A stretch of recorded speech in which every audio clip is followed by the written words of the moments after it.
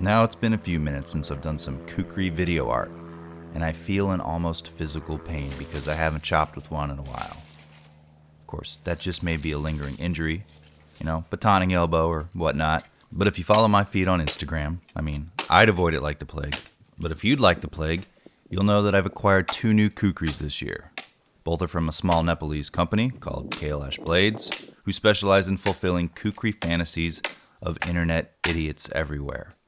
In this review, I will discuss one of 2 Kailash blades from them I own, and in another tedious video, I will discuss the second, as to have as much possible kukri footage as one can conceivably have. It won't make this guy happy, though. The video specifically is for the sort of traditionalist pensioner kukri they make with a custom leather stacked handle. And before we go any further, let's look at the dimensions, like the overall length and weight. With and without that sheath. You get any new kukris this year? This week, maybe? Blade length and cutting edge. Throw any kukri-themed parties? Taking it to any nice films? Handle size and grip area? Maybe a romantic dinner? You're not lonely if you have your kukri. Spine thickness and handle thickness. Danced with some kukris. Feel the heat from some kukris. Tallnesses. Okay, don't get intimate with your kukri because that'll ruin the heat treat. So it's no secret that kukris are a favorite chopper of mine. Not sure why, but they are. So much that I strike up conversations with strangers about them in public restrooms, churches, and in the parking lot near their car when they're putting in their groceries. My first kukri was the Indian-made Bud K internet cheapie, and the kukri that chops the proverbial apple in my eye, don't think about that too much, is my Zombie Tools Vacra, a hybrid of modern and traditional kukri design elements. And I hope you're taking a drink every time I say kukri. Or is it kukri? Now, traditional kukris, as you know, come from Nepal, and I guarantee you, if you post anything related to a kukri on the internet, and it isn't from Nepal, you will be kukri-splained by someone who has read all of the Wikipedia content and forum posts about kukris and on the websites just like you have. This isn't a real kukri. A real kukri is currently sheathed in my rectum. But let's focus on the Kailash Pensioner, what it is and what it ain't. Or you can just look below this video to see what some real expert tells you it is and ain't.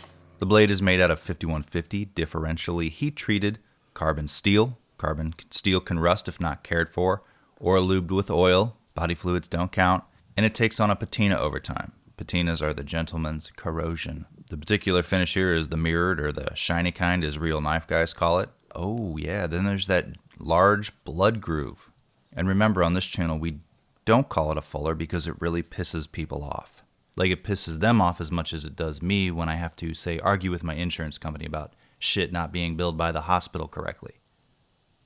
You know how many comments I've gotten on my buck video alone that it's not a blood groove? Well, fuck off. Also, it's generally my wife who argues with the insurance company. So we save some weight there, as well as the tang, which is a rat tail, kind of like that picture of you from the 3rd grade. I know you were going for the Jedi look. And all of this puts the center of balance at about 4.5 fingers north of the bolster. And as far as batoning blades go, I'm sorry to say kukris aren't the most wonderful. They're okay, but as a baton artist, I prefer a straight spine. I'm saying just optimally because I can baton with literally anything. The handle. Nepalese and Indian kukris are often hand finished, made using hand tools. So you're not getting a cookie cutter or kukri cutter, if you will. Kukri cutter exact replicas of another, and since they're hand finished, sometimes that means the handle areas are a little rough for us keyboard alphas. The leather stacked handle here gets rid of the ringed handle found in most kukris and gives it a nice gentle curve and palm swell, with brass and horn accents closer to the bolster and the butt cap. The butt cap on this one is still a little edgy, and if you encounter the butt area somewhat frequently during your wood beating sessions, the butt cap on this one is still a bit edgy, and you will encounter the butt area as you swing because the force of your swing pulls the blade from your hand. So, like the edges of your palm get it. A set of gloves may keep your smooth, fancy boy hands hot spot free, or you could just stop whining for a change, because the pleasure of beating on wood helps you forget.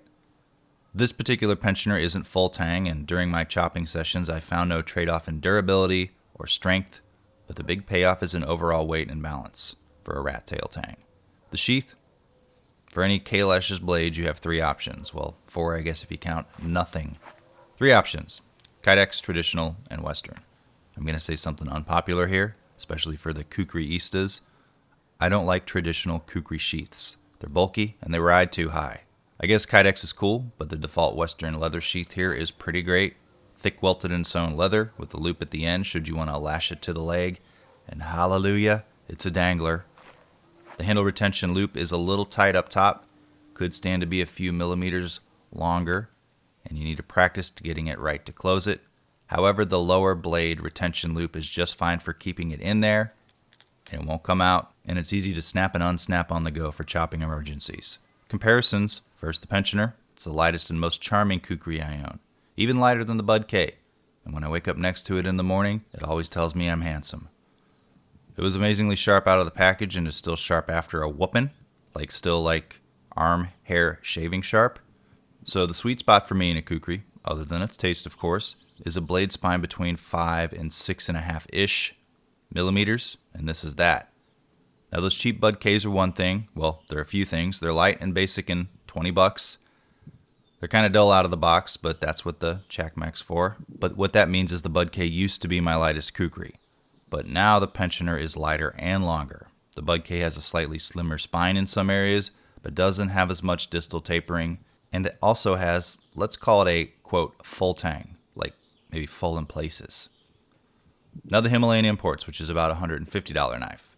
Both of my Himalayan import blades are near a centimeter at the thickest section of the blade spine. Do they need to be? Even extraordinary idiots like myself don't need a centimeter of blade stock, because it makes it just too heavy. And believe it or not, and you didn't hear it here, there are better purpose-built devices for splitting and chopping wood. I won't tell you what those are called, but you could probably figure it out. Slip joints! I'm not quite convinced additional weight really improves the chopping on a kukri. You know, there's a point where it's too much. Now the Vakra. I still haven't decided if I like the Kailash's or the Zombie Tools better. The fact is the Zombie Tools has a more comfortable handle. It's nearly $300 though, and this Kailash sets you back about $200. Maybe a little more. The Zombie Tools has a more knife-style edge bevel, and the Kailash has a convex grind all the way to the edge. These grinds are really easy to sharpen with the Chakmak, by the way. You just run it down the sides at like a 45-degree angle, and it gets sharp in a few minutes. And one more, the Scourge Anniversary Edition. I paid about $240 for this with shipping. I know it's not a traditional kukri, but boy, is it nice looking. Got that sculpted handle and the don't fuck with me looks. I mean, if you're carrying a kukri, there's still a lot of people that wouldn't want to have anything to do with you. Let's be honest. I haven't chopped with it much yet, but expect me to review it this month or early next month. I've had this since February, so, think how it feels for me. Wrapping it up, the pensioner. My particular version is a prototype because the leather stacked handle still isn't a standard option, but you can email them and request it on whatever kukri you'd like. I guess, just feel it out before you say that I said that it was possible. I paid a reduced price for it. I think they may change the details out near the bolster and the butt cap and use different materials, making it less horny overall. You understand that up until now I've held up making that joke, right? Think of how hard that is. Kailash not only makes kukris, but they make buoys, machetes, swords, and can help you customize basically anything in a fixed blade or kukri.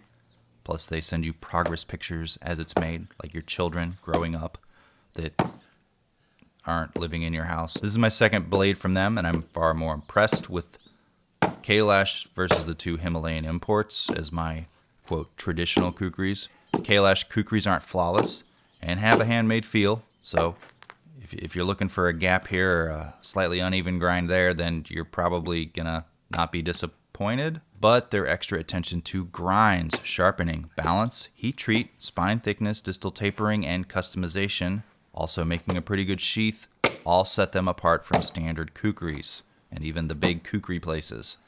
There are still other companies that get raves like Tora, and I plan on buying one of them in the future, but I don't really see it being much better than the Kailash. I feel like I've kind of reached the end of my kukri journey. The handles are an improvement over the Himalayan imports, although they still have some areas that may affect tender hands.